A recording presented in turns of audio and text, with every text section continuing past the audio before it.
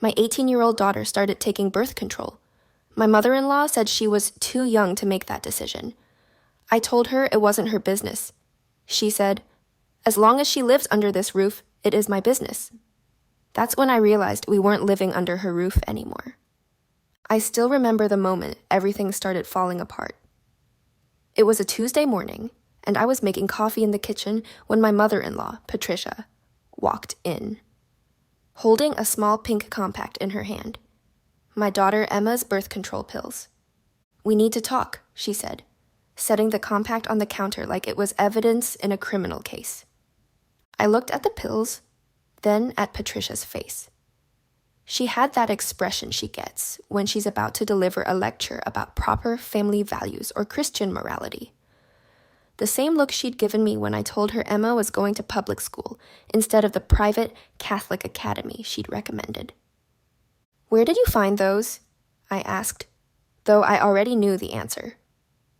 Patricia had been in Emma's room, supposedly putting away laundry, but obviously snooping through her personal belongings. "In her dresser drawer," Patricia said without a trace of shame, hidden under her sweaters like some kind of dirty secret. I felt my jaw tighten. They weren't hidden. They were in her private space, in her own room. She's 18 years old, Jennifer. She's too young to be making decisions like this. She's legally an adult. She can vote, she can join the military, she can get married, she can definitely make her own medical decisions. Patricia shook her head like I was missing some obvious point. Not while she's living in my house. That's when I felt something cold settle in my chest. "Your house? You know what I mean." But I did know what she meant, and that was the problem. Let me back up and explain how we ended up in this situation. 2 years ago, my husband David lost his job when his company downsized. We'd been struggling to keep up with our mortgage payments, and when Patricia offered to let us move in with her temporarily, it seemed like a lifeline. Her house was big enough for all of us. Emma could finish high school in the same district, and we could save money while David looked for new work. It was supposed to be temporary. 6 months, maybe a year at most. That was 2 years ago. David found a new job after 8 months, but by then Patricia had gotten comfortable with having us around. She liked having her son nearby, liked being involved in Emma's daily life, liked having someone to cook dinner with and watch her evening shows. When we started talking about moving out, she'd find reasons why we should wait. The housing market was terrible, she'd say.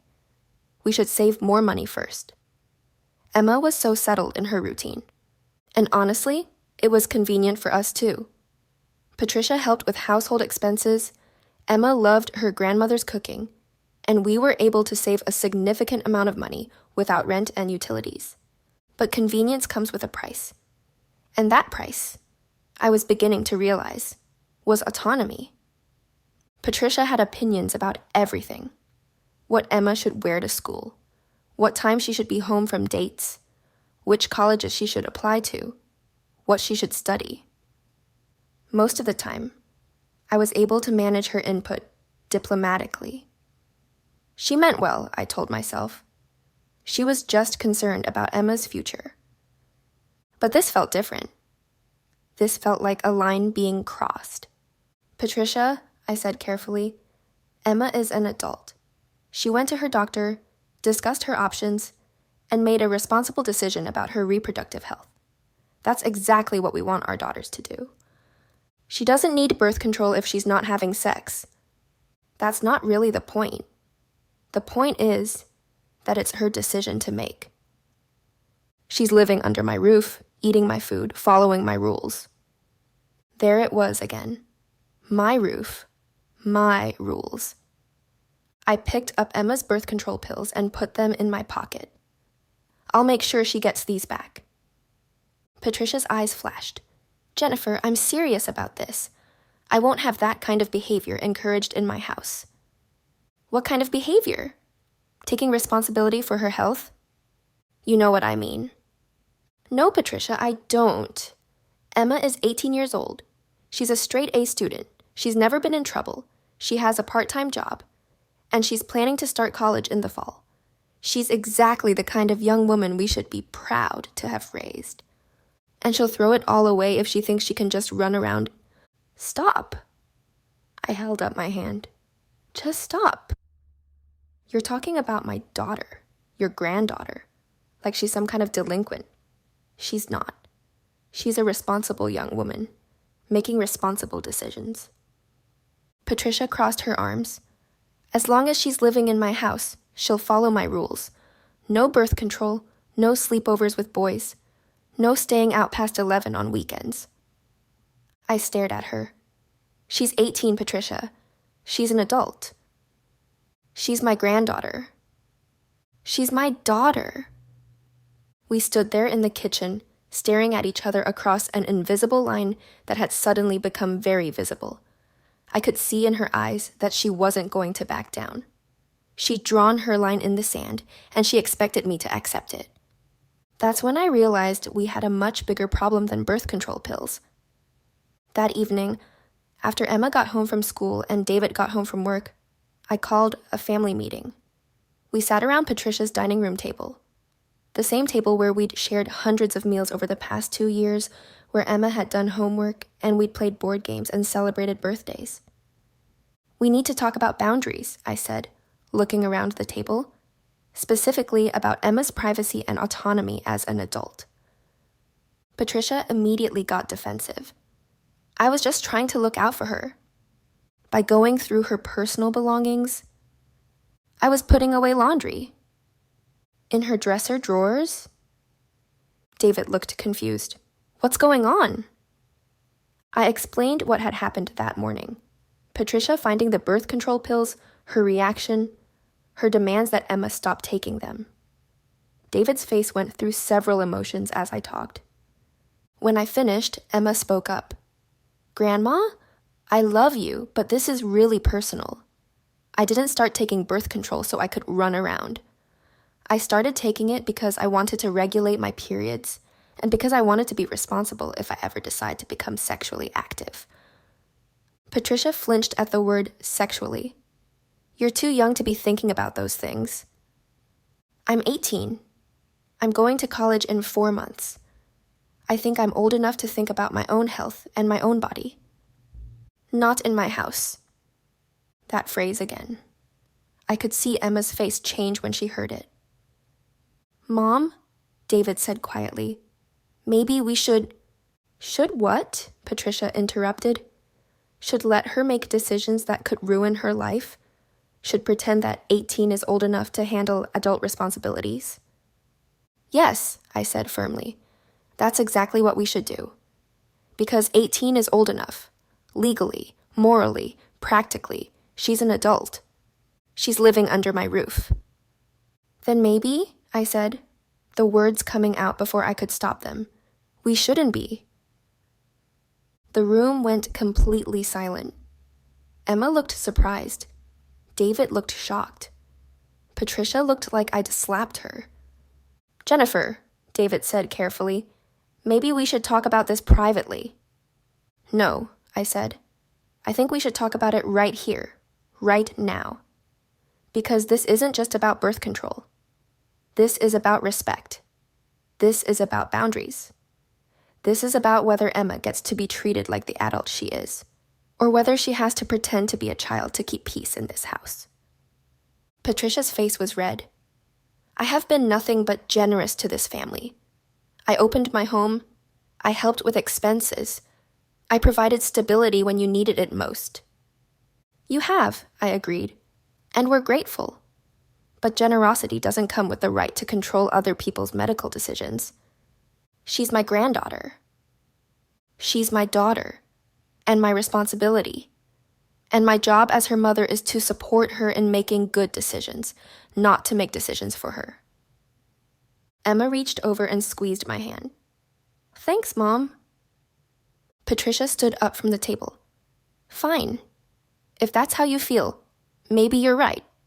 Maybe you shouldn't be living under my roof. She left the room. We could hear her footsteps on the stairs, then the sound of her bedroom door closing. David looked at me like I'd just burned down the house. Jen, what just happened? What happened is that your mother just made it clear that her help comes with strings we can't accept. She's just old-fashioned. She means well. I know she means well. But meaning well doesn't give her the right to violate Emma's privacy or control her medical decisions. Emma was quiet for a moment, then said, "Are we really going to move out?" I looked at her, then at David. "I think we have to. Not because we don't appreciate everything your grandmother has done for us, but because we can't live somewhere that you're treated like a child when you're an adult." David ran his hands through his hair. "Jen, we're not financially ready to move out. We've been saving money, but we don't have enough for a deposit and first month's rent, on top of all the other expenses. Then we'll figure it out. We'll get a smaller place. We'll make sacrifices. We'll do whatever we have to do. But we can't stay here if it means Emma has to give up her autonomy to keep the peace." That night, David and I stayed up late looking at apartment listings and calculating budgets. It was going to be tight, but it was doable. We'd have to live more modestly than we had at Patricia's house, but we'd have our independence back. The next morning, Patricia was waiting in the kitchen when I came down for coffee. She'd obviously been up for a while, probably thinking about our conversation the night before. "I don't want you to move out," she said without preamble. "I don't want to move out either," I replied honestly. "But I also can't stay here if you're going to continue crossing boundaries with Emma. She's just so young." "She's 18, Patricia.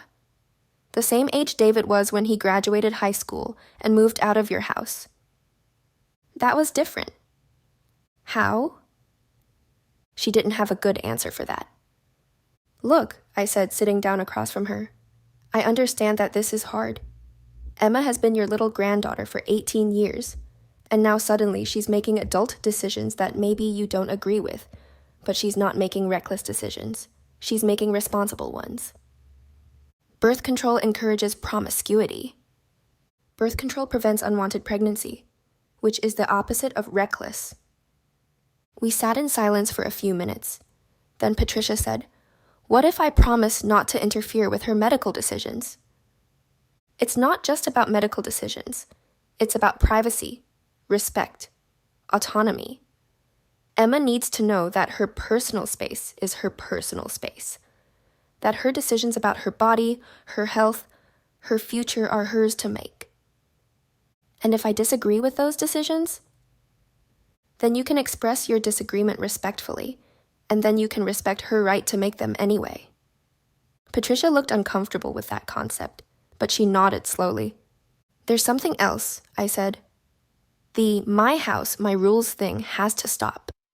Either we're family living together and making decisions together, or we're tenants who need to find somewhere else to live. But we can't be family when it's convenient and tenants when you want control." That hit home.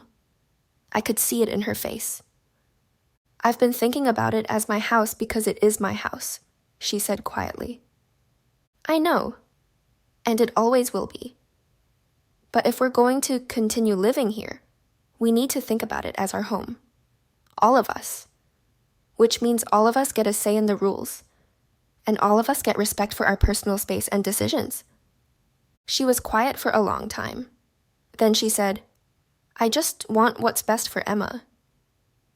"I know you do, so do I. And what's best for Emma is learning to make good decisions and having the people she loves support her in making them."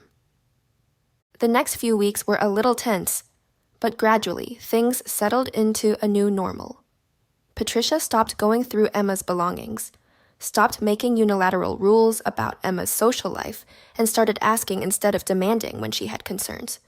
It wasn't perfect. There were still moments when I could see Patricia biting her tongue, clearly wanting to control a situation, but holding herself back. But she was trying, and that meant something. Emma, for her part, started including Patricia in more of her decisions, not because she had to, but because she chose to. She'd ask Patricia's opinion about college classes, talk to her about job applications, even occasionally ask for advice about boys. The difference was, that now it was Emma's choice to ask, rather than Patricia's assumption that she had the right to know. 3 months later, when Emma turned 19, Patricia gave her a small gift box. Inside was a key, a house key, but also car keys, and a small note that said, "For the responsible young woman you've become." Emma hugged her grandmother and said, "Thank you for trusting me." Later that day, Patricia pulled me aside. "You were right," she said, "about the boundaries, about treating her like an adult. I didn't want to admit it at the time, but you were right." "It's hard," I said, "watching them grow up, letting them make their own decisions, especially when we're not sure they're the right decisions." "But that's what love is, isn't it? Letting them become who they're meant to be, not who we think they should be." I nodded. That's exactly what love is. 6 months later, we moved into our own place. Not because we had to, but because we were ready. Emma was starting college, David had gotten a promotion, and we'd saved enough money to be comfortable on our own again. Patricia cried when we loaded the moving truck, but they were happy tears. "I'm proud of the family you've raised," she told me, "and I'm proud of the woman Emma is becoming." Emma still visits her grandmother every week. They cook together, watch their shows, and talk about everything and nothing. But now their relationship is built on mutual respect rather than control. And when Emma started her sophomore year of college and decided to change her major from pre-med to education, Patricia was the first person to tell her she was proud of her for following her passion. Sometimes the best way to show love is to step back and let people make their own choices, even when those choices make us uncomfortable, even when we think we know better. Patricia learned that lesson, and so did I. Did I handle the situation correctly, or should I have been more understanding of Patricia's concerns? Let me know in the comments. And if you want more stories like this, hit subscribe and tap the bell.